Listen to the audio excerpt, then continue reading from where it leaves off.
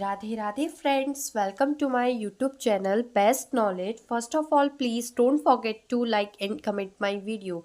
सो आज हम पढ़ेंगे बीएससी फर्स्ट सेमेस्टर में मैथ्स की फर्स्ट बुक डिफरेंशियल कैलकुलस का chapter number 11 tangent and normal. इसकी प्रीवियस के लेक्चर्स अगर आपको देखने हैं तो डिस्क्रिप्शन में उसकी बनी बनाई प्लेलिस्ट का लिंक है, आप वहां से जाकर मेरे प्रीवियस के सारे लेक्चर्स देख सकते हैं। साथ ही साथ मैं आप लोगों को बता दूं, बीएससी फर्स्ट सेमेस्टर में मैथ्स की दो बुक हैं, जिसमें से फर्स्ट बुक है differential calculus and the second book is integral calculus. So differential calculus के लेक्चर्स चल रहे हैं और इंटीग्रल कैलकुलस के लेक्चर्स आपको फर्दर वीडियोस पे मिल जाएंगे। चैप्टर नंबर 11 डिफरेंशियल कैलकुलस का टेंजेंट एंड नॉर्मल आज हम पढ़ने जा रहे हैं, जिसका ये लेक्चर नंबर फर्स्ट है। तो फर्स्ट ऑफ ऑल आपके लिए ये जानना जरूरी है कि टेंजेंट और नॉर्मल क्या होते हैं। अगर मैं आपको बाय थ्योरी समझाती हूँ तो शायद ज़्यादा अच्छे से समझ में नहीं आएगा और आपके दिमाग में भी ये बात फिक्स नहीं होगी कि टेंजेंट क्या होता है और नॉर्मल क्या होता है। So what is tangent and normal, इसको समझाने के लिए मैं आपको बाय डायग्राम बाय फिगर आपको समझाती हूँ। देखिए, जैसे आप एक 2D फिगर में ही समझ लीजिएगा, एक्स एक्सिस और वाई एक्सिस। ठीक है, यहाँ पर इस 2D फिगर में कोई भी कर्व है। ठीक है, मैं ऐसे ही कोई भी कर्व ले लेती हूँ, कोई भी कर्व है वो कैसा भी हो सकता है, हाइपरबोला, पैराबोला, सर्किल, एलिप्स, कोई भी कर्व हो सकता है। ये कर्व पर डिपेंड करेगा, ये आपके क्वेश्चंस पे डिपेंड करेगा और क्वेश्चंस की इक्वेशन पे डिपेंड करेगा। ठीक है, कर्व फिक्स होते हैं, सर्किल, एलिप्स, हाइपरबोला, पैराबोला, ये सारे आपको कर्व मिलेंगे। सो मैंने यहाँ पर एक कर्व ड्रॉ किया है।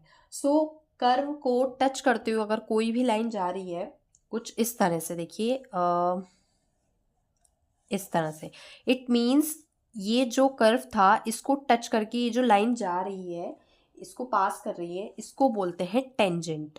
तो टेंजेंट का मतलब है किसी भी कर्व को टच करके अगर कोई लाइन पास हो रही है तो उसको हम बोलते हैं टेंजेंट। कर्व को कट नहीं करनी चाहिए, कर्व को केवल टच करनी चाहिए। कट करेगी तो वो टेंजेंट नहीं कहलाएगी। सिर्फ और सिर्फ किसी कर्व को टच कर रही है, टच करके पास हो रही है, तो वो लाइन आपकी टेंजेंट कहलाती है। ये बात आ गई समझ में। साथ में ये जानना है नॉर्मल क्या होती है। तो नॉर्मल वो होती है जैसे कोई कर्व पर हमने एक लाइन ड्रॉ करी 90 डिग्री पर। ठीक है, एक लाइन हमने कर्व पर ड्रॉ करी जो कितनी है, 90 डिग्री पर, तो वो लाइन नॉर्मल कहलाती है। ठीक है, वो लाइन क्या कहलाती है, नॉर्मल। ठीक है, किसी भी कर्व पर अगर 90 डिग्री के एंगल से हम कोई लाइन पास कराते हैं या लाइन ड्रॉ करते हैं तो वो नॉर्मल कहलाती है। तो ये दो चीज़ें आपको समझ में आ गई कि टेंजेंट और नॉर्मल क्या होता है। अब इस चैप्टर में इसी से रिलेटेड क्वेश्चंस हैं, टेंजेंट के फॉर्मूले हैं, नॉर्मल के फॉर्मूले हैं, काफ़ी सारे और इक्वेशंस हैं और साथ ही साथ उससे रिलेटेड क्वेश्चंस हैं। ठीक है,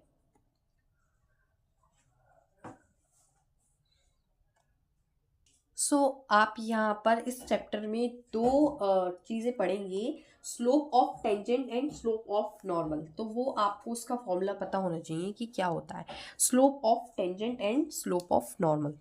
मैं लिख देती हूँ यहाँ पर स्लोप ऑफ टेंजेंट। ठीक है, वो क्या होती है, and slope of normal. Slope of tangent को ये समझ लीजिए, कोई फंक्शन गिवन होगा, उसका डिफरेंशिएशन एफ डैश एक्स। जैसे जैसे क्वेश्चंस करेंगे और अच्छे से समझ में आएगा।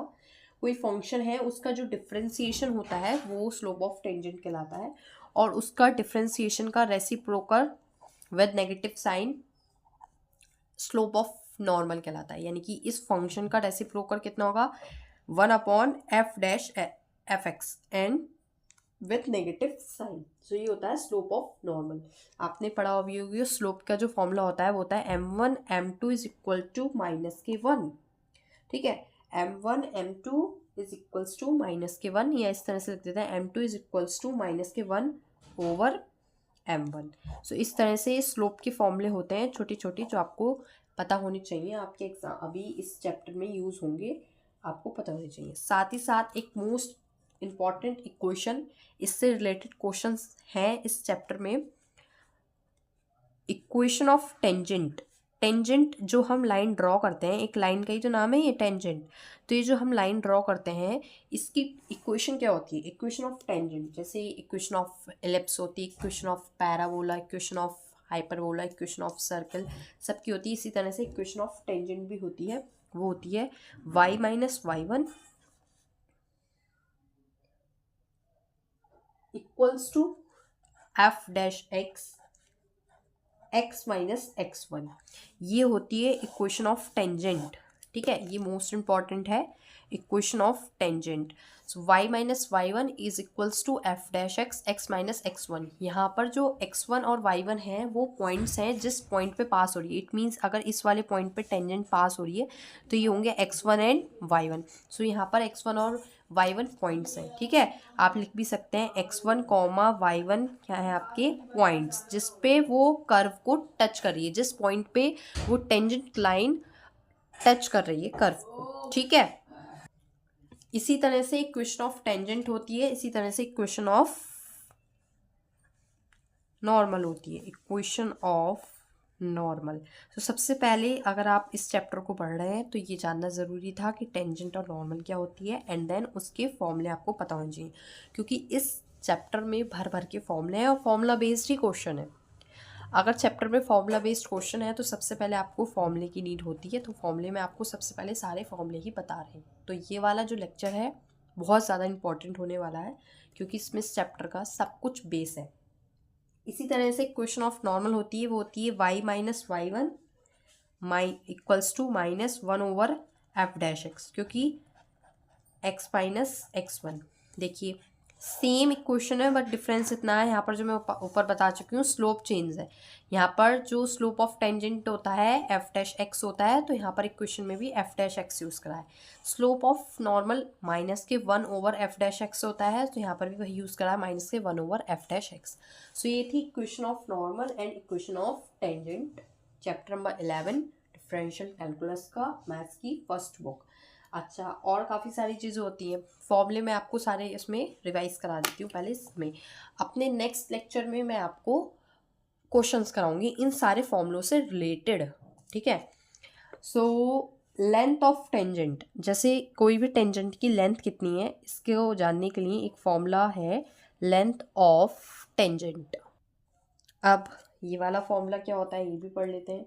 ये फॉर्मूला होता है y अंडर रूट में 1 plus d y over d x का whole square over d y over d x. ये फॉर्मूले नीड होंगे आपको, तो इनको अच्छे से आप याद कर लेना, जिससे कि आप जब नेक्स्ट लेक्चर देखें इसका सेकंड लेक्चर तो आप क्वेश्चंस में जल्दी जल्दी फॉर्मूले बता सकें। अच्छा ये वाला फॉर्मूला है, इसमें ये यूज़ होगा।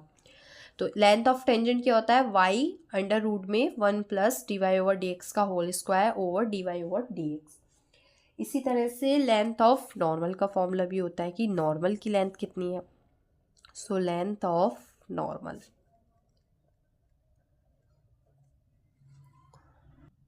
सो लेंथ ऑफ नॉर्मल का फॉर्मूला तो इजी है, y अंडर रूट में 1 plus d y over d x का होल स्क्वायर। इसमें अपॉन में d y over d x नहीं होता है, बस क्या होता है y अंडर रूट में 1 plus d y over d x का होल स्क्वायर।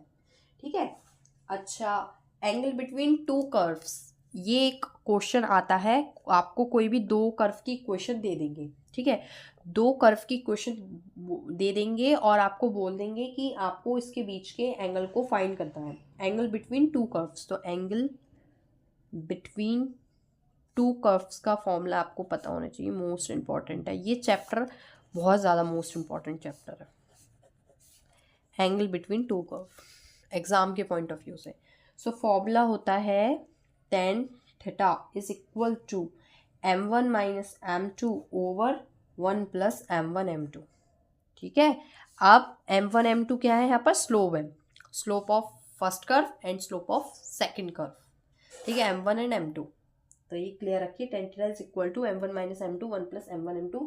जैसे जैसे क्वेश्चंस करेंगे आपको वैसे वैसे चीज़ें और कॉन्सेप्ट अच्छे से क्लियर होता जाएगा।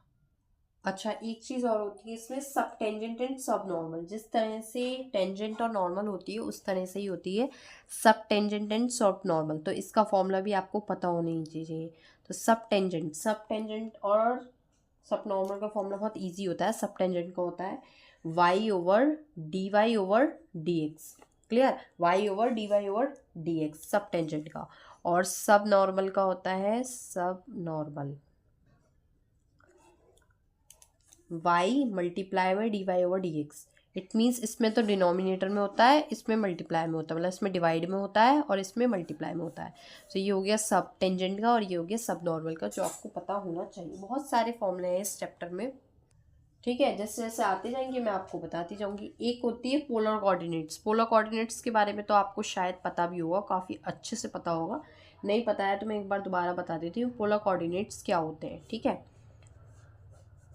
क्योंकि जब हम पढ़ा रहे हैं, बता रहे हैं, तो हमारा ये ड्यूटी है कि हम बेस से बताएं। कोई अगर बिल्कुल न्यू समझना भी चाह रहा है इसको, तो उसको समझ में आ जाए। सो देखिए, जैसे पोलर कोऑर्डिनेट्स होते हैं x equals to k r cos theta, ठीक है, और y equals to k r sine theta. देखिए x और y तो कार्टीजन फॉर्म में होते हैं। पॉइंट्स x और y किस में होते हैं? कार्टीजन फॉर्म में। जब हम इसको पोलर फॉर्म में पढ़ते हैं तो वो आर और थीटा में कन्वर्ट हो जाते हैं, ठीक है। एक्स और वाई कार्टीजन फॉर्म में, जैसे ही हम इसको पोलर फॉर्म में पढ़ेंगे आर और थीटा में होगा। तो इसलिए यहाँ पे x equals to k r cos theta and y equals to k r sign theta. So यहाँ से अगर हम वैल्यू निकालते हैं आर स्क्वायर की, तो वो आता है x square plus y square. क्योंकि जब हम इन दोनों को ऐड करेंगे ना, x square plus y square को देखिए ऐड करिए, स्क्वायरिंग करके ऐड करेंगे। So r square cos square theta plus r square sine square theta, ठीक है। आर स्क्वायर दोनों टर्म्स में से कॉमन, अंदर बचा cos square theta plus sine square theta. Cos square theta plus sine square theta की value कितनी होती है? 1, ट्रिग्नोमेट्री की first property. So r square cross 1, so x square plus y square की वैल्यू कितनी आ गई? Are square. सो ये चीज़ मैंने जो डायरेक्ट लिखी है, इसको ये यहाँ से आइए, इन दोनों इक्वेशंस को ऐड स्क्वायर करके ऐड करा, ठीक है। X square plus y square, x का स्क्वायर प्लस वाई का स्क्वायर, दोनों को स्क्वायर करा तो r square cos square, r square sine square, r square common, cos square plus sine square होता है 1। सो यहाँ से आपकी वैल्यू मिल गई है। उसी तरह यहाँ से ही आपको वैल्यू मिलती है टेन थीटा की। Tan theta is equal to y over x and theta is equal to tan inverse y over x. तो ये पोलर फॉर्म की कुछ वैल्यूज़ हैं, आर स्क्वायर की, एक्स वाई की और थीटा की। थीटा इज इक्वल टू होता है tan inverse y over x, ठीक है। अब ये कैसे आया? अगर ये जानना है तो इन दोनों को मैं डिवाइड करूँगी। देखो, इन दोनों को जब मैं डिवाइड करूँगी एक्स और वाई को, एक्स अपॉन वाई कितना हो जाएगा? R cos theta upon r sign theta. R से r cancel, cos upon sine, मैं पलट के लिख दूंगी y upon x, y upon x, sine upon cos हो जाएगा, sine upon cos, sine upon cos 10। तो ये तो लिखा है मैंने, tan theta is equal to y over x, y over x equals to tan theta. तो थीटा की वैल्यू निकालने के लिए ये कहाँ जाएगा? इधर, तो ये हो जाएगा इन्वर्स में। इधर जाने के बाद 10 जो है वो इन्वर्स में हो जाएगा। तो theta is equal to 10 inverse y over x, ठीक है। और भी इसके बहुत सारे फॉर्मूले हैं, पोलर सब टेंजेंट, पोलर सब normal, angle between tangent and radius vector, बहुत सारे हैं इसमें भी फॉर्मूले। सो जैसे जैसे करते जाएंगे, पीडल फॉर्म पढ़ेंगे आप इसमें, ठीक है। और perpendicular from polar to the tangent, काफ़ी सारी चीज़ें पढ़ेंगे अभी, और सारे फॉर्मूले हैं। तो इसके नेक्स्ट लेक्चर में मैं और फॉर्मूले लेकर आऊँगी, ठीक है, और साथ में क्वेश्चंस भी करेंगे। सो आई होप आपको समझ में आया होगा। फिर भी कोई डाउट हो तो मेरे को कमेंट बॉक्स में ज़रूर बताएं, वो मैं क्लियर कर दूँगी। Thank you friends for watching my video. Please share, like and comment more more more. Radhe Radhe friends.